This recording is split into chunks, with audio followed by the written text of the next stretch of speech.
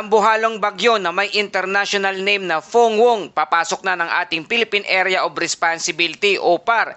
Mabilis ang pag-intensify nito at inaasahan na magiging super typhoon na natatawagin nating Bagyong Uwan sa loob lamang ng 24 oras. Handa na ba ang ating bansa, ang bansang Pilipinas? Magandang araw Pilipinas, ito ang Pilipinas Weather ngayon.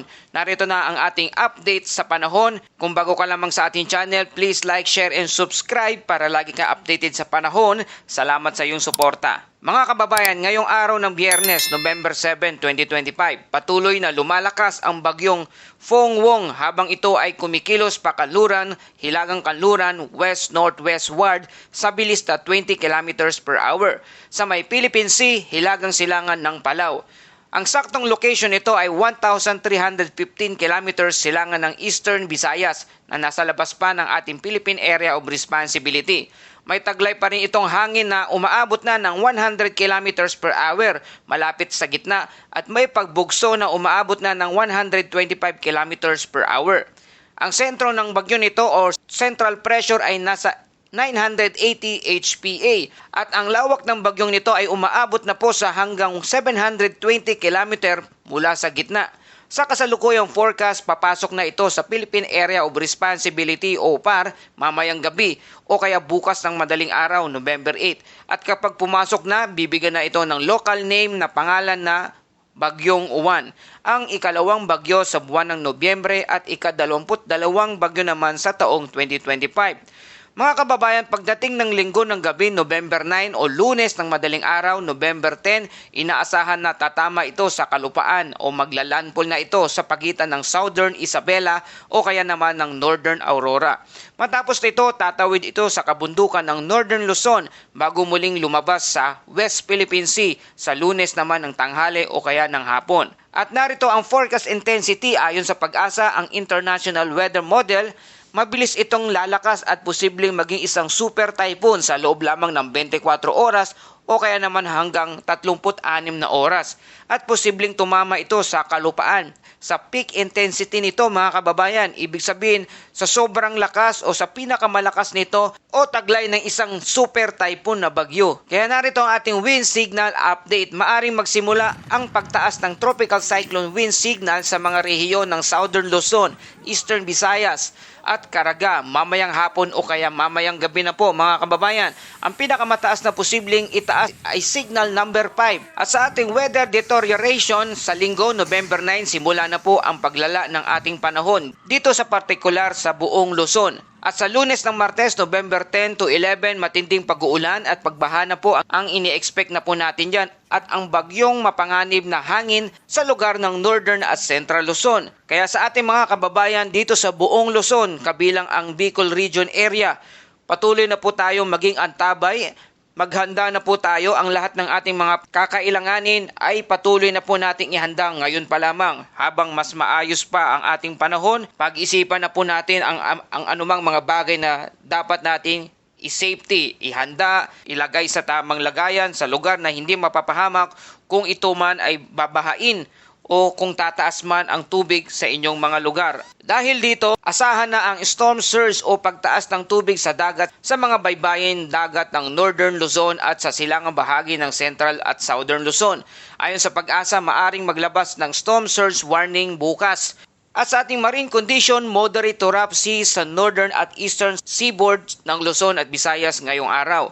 Very rough to phenomenal seas naman sa halos buong Luzon mula Linggo hanggang Martes. Kaya't bawal po muna pumalaot ang mga maliliit na bangka o anumang fishing vessels sa mga naturang lugar. Mga kababayan, malinaw na hindi ito isang ordinaryong bagyo. Ang lawak ng Fong-Wong o Bagyong Uwan ay halos kasing laki ng buong Pilipinas. Opo mga kababayan, kung makikita po ninyo ang ating satellite image, halos kasing laki po ng bansang Pilipinas ang lawak ng Bagyong Uwan. Ibig sabihin kahit hindi direktang tatamaan ang inyong lugar, maaari pa ring maranasan ang malalakas na pag-uulan at pagbaha at kahit blackout po sa mga lugar na dadaanan nito. Kaya maging alerto lalo na sa mga nakatira sa mababang lugar sa gilid ng bundok at sa baybayin.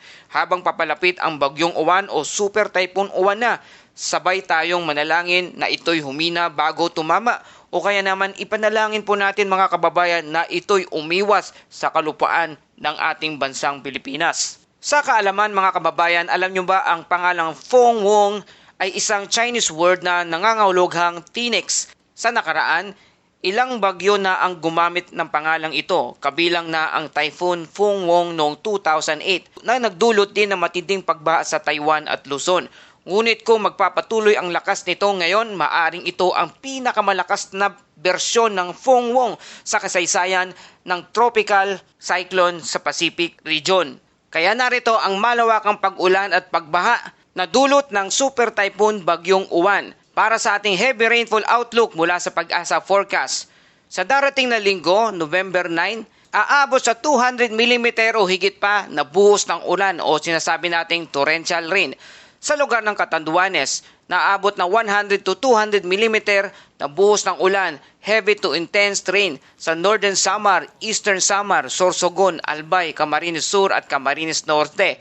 Habang 50 to 100 mm naman na buhos ng ulan, moderate to heavy rain sa Samar, Biliran, Leyte, Masbate, Quezon, Marinduque, Romblon, Aurora, Quirino, Isabela at Cagayan. At sa Sunday ng hapon hanggang Lunes, November 10, aabot ng 200 mm na buhos ng ulan o torrential heavy rain sa Aurora, Nueva Ecija, Cagayan, Isabela, Quirino, Nueva Vizcaya, Apayao, Kalinga, Abra, Mountain Province, Ifugao, Benguet, Ilocos Norte, Ilocos Sur, La Union at Pangasinan. Habang 100 to 200 mm naman na buhos ng ulan o dami ng ulan o heavy to intense rain sa Metro Manila, Quezon, Rizal, Laguna, Cavite, Camarines Norte, Camarines Sur, Catanduanes, Zambales, Bataan, Tarlac, Pampanga at Bulacan. 50 to 100 mm naman na buhos ng ulan o dami ng ulan, moderate to heavy rain sa lugar ng Batanes, Batangas, Occidental Mindoro, Oriental Mindoro, Marinduque, Romblon, Albay, Sorsogon, Masbate, Aklan, Antique at Northern Samar. Paalala po sa ating mga kababayan, mas mataas pa ang inaasahang ulan sa mga kabundukan at mataas na lugar at mas magiging malubha ang epekto sa mga lugar na basa na mula pa sa mga nakaraang pag-uulan dulot naman ng bagyong Tino.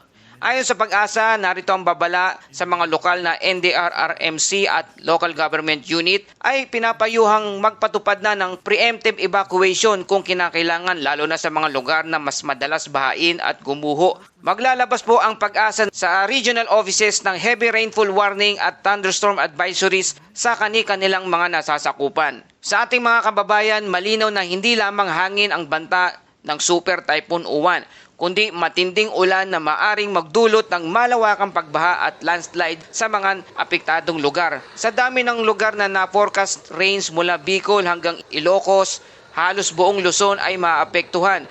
Kaya kung naririnig mo ito ngayon, gamitin ang natitirang oras para maghanda. Ihanda ang buong pamilya, linisin ang kanal, isecure ang alagang hayop at tiyaking may sapat na pagkain at tubig kayo anumang oras. Minsan hindi ang hangin kundi ang baha at ang pagguho ng lupa ang pinaka nakamamatay sa mga ganitong klaseng sakuna, unos o kaya bagyo. Kaya't huwag nating hintayin pa ang ulan bago kumilos. Noong 2009, ang Typhoon Parma o Pepeng at Ketsana o Ondoy ay parehong nagdala ng higit sa 500 mm na ulan sa ilang bahagi ng Luzon. Dahilan ang matinding pagbaha sa Metro Manila at Cordillera. Ang sitwasyon ngayon ay may kahalintulad na pattern ng ulan. Pero ngayon, mas handa na tayo dapat. Kaya narito ating safety reminders. Una, i-evacuate agad ang mga lugar na nasa landslide o flood-prone area. Huwag tumawid sa rumaragasang tubig. Pangatlo, ihanda ang emergency kit, pagkain, tubig, flashlight, gamot at power bank. Ganon din ang mga dokumento mahalaga para sa ating pamilya. At pang-apat, mag-monitor sa DOST Pag-asa at ang inyong local government announcement. At panglima, kung wala pang signal, makinig sa radyo o kaya sa lokal na barangay update at lalo tigit dito sa ating channel. At para sa ating Bible verse of the day mula sa Nahum chapter 1 verse 7, "The Lord is good, a refuge in times of trouble. He cares for those who trust in Him." Sa gitna ng unos, may katiyakan tayong hindi tayo nag-iisa. Ang Diyos ay ating kanlungan. Sa kabuuan, Ang severe tropical storm Phong Wong o Pre-Uwan ay papasok sa ating Philippine Area of Responsibility ngayong gabi o kaya bukas ng madaling araw. Ito ay mabilis na lalakas bilang isang super typhoon Uwan. Tatawid sa Luzon sa pagitan ng Isabela at Aurora.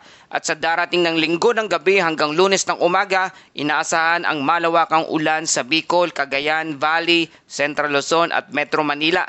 Lahat ay inaabisuhang maghanda na ngayon pa lamang. At yan po ang ating pinakahuling update ngayong araw ng Biyernes, November 7, 2025 mula dito sa Pilipinas Weather Ngayon. Salamat sa inyong patuloy na pagtangkilik at pagtutok dito sa ating channel.